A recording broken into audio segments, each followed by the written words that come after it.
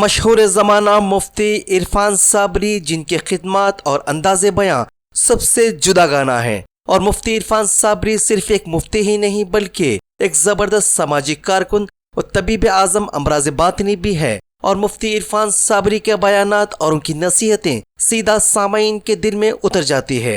बहरहाल आपका अंदाज़ बयां सबसे मुनफरिद है। तो आइए बात करते हैं एक ख़ास मौजू पर मशहूर ज़माना मुफ्ती इरफान साबरी से और देखते हैं कि वो अपने अंदाज़ बयां से बंदे को अपने रब से कैसे करीब करते हैं।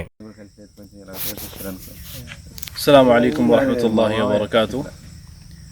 मैं इरफान साबरी, आप देख रहे हैं इरफान साबरी ऑफिशियल्स। अल्हम्दुलिल्लाह हम लोग इस वक्त में तेलंगाना के इलाके खम्बम के गांव के अंदर हैं और अशाराव पेट माशाल्लाह। तो हमारे दोस्त हैं सुरेश भाई, रमेश भाई एसआई हैं। तो माशाल्लाह बहुत बेहतरीन और ख़ूबसूरत इलाक़ा है अल्हम्दुलिल्लाह। आने का मकसद ये है नाज़रीन आपके सामने कि अल्लाह पाक की अजीब व गरीब कुदरतें हैं, बेशुमार नेमतें हैं और लाखों करोड़ों एहसानात हैं अल्लाह पाक के। अल्लाह पाक ने अपने कुदरत के अजीब मनाज़िर कुरान पाक में बयान फरमाए हैं और ख़ूबसूरत मनाज़िर अहादीस में भी आए हैं।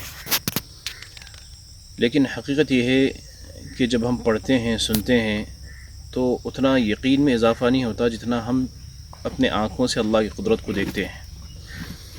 अल्हम्दुलिल्लाह हम सब का ईमान है अल्लाह पर, उसके रसूल पर, आखिरत के दिन पर और अल्लाह की किताब कलामुल्लाह पर, अहादीस नबविया पर। इसकी अगर हम हकीकत में ये जो हम सुने हुए हैं या पढ़े हुए हैं, इनको अल्लाह की कुदरत को अपनी निगाहों से देखना चाहते हैं तो हम गाँवों में, देहातों में आएँ और अल्लाह के ख़ूबसूरत मनाज़िर को देखें।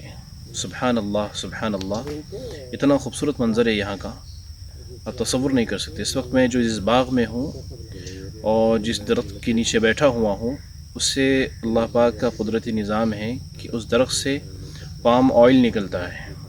अब एक नज़र देखें इस दरख्त को, माशाअल्लाह कितना खूबसूरत है।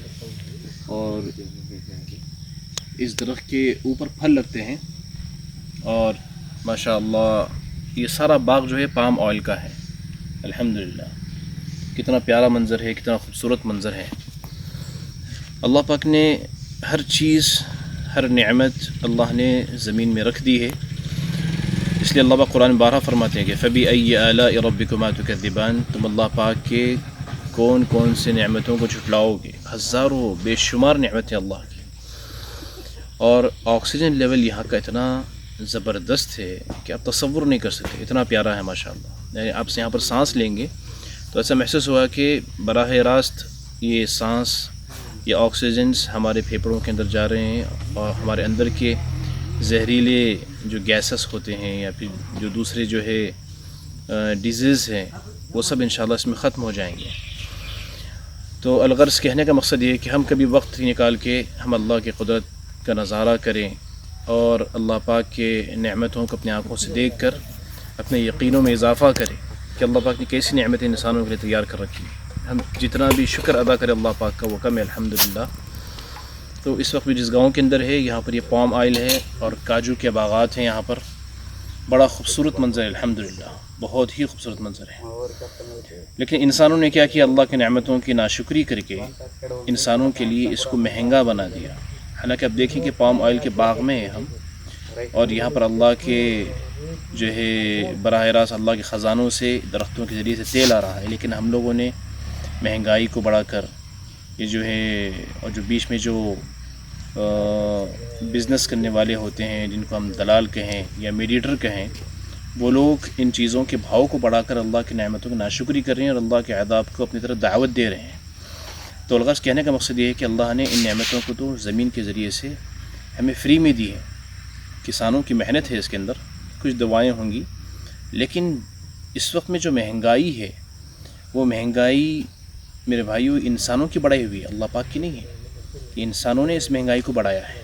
हम देखें कि हज़ारों दरख्त, तेल के हज़ारों दरख्त यहाँ पर मौजूद हैं और यहाँ पर आप ना ज़मीन का किराया है आपको और ना फिर दूसरी मेहनतें हैं, صرف انسانی محنت ہے، لیکن بیچ کے دلالوں نے یا پھر کچھ سرکاری غلط فیصلوں نے انسانوں کے جینوں کو دشوار کر دیا۔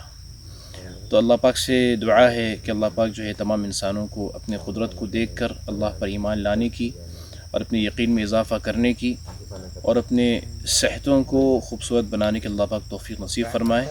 اور تمام ناظرین سے گزارش ہے کہ ہم سب سے پہلے ایمان کے بعد اللہ نے صحت کو رکھا ہے، اپنے صحت کا خیال رکھیں، صحت کو دھیان میں رکھیں، اس لیے 5 وقتہ نماز کا اہتمام کریں اور فجر کی نماز کے بعد میں گھاس پر ٹہل قدمی کریں، اور وقت پر کھانا کھانے کے صحت کی شرائط میں سے ہیں کہ فجر کے بعد ناشتہ کریں اور ظہر کے وقت میں دوپہر کا کھانا کھائیں، بعد مغرب اور رات کا کھانا کھائیں، 9-10 بجے سے پہلے آرام کر لیں۔ اس سے انشاءاللہ آپ کی صحت خوبصورت رہے گی اور ہمیشہ آپ کی صحت تا حیات آپ کا ساتھ دے گی انشاءاللہ۔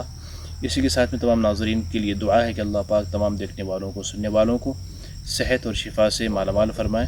السلام علیکم ورحمۃ اللہ وبرکاتہ۔